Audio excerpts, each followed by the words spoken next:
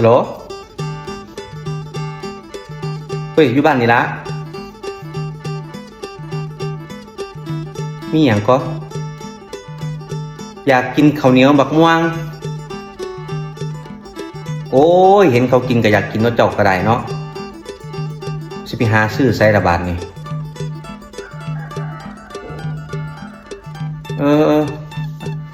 ป๊าดวิซื้อพุ่นคือสิไก่แท้เดี๋ยวเสียสู้กินดอกภาษาข้าวเหนียวบักม่วงซื่อกลับมาแล้วมันบ่เสียดให้แค่นี้ละสันอยากกินข้าวเหนียวบักม่วงโอ้ยนอนเบิ่งเขาเฮ็ดกินในโทรศัพท์ก็อยากกิน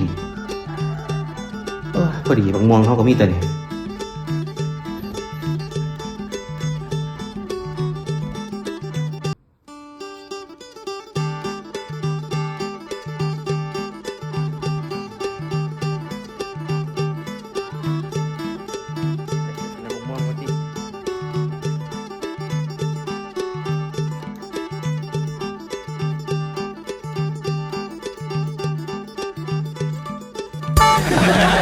ข้าวเหนียวบักม่วงเอาเฮ็ดสู้กินหอดใส่แล้วเนาะ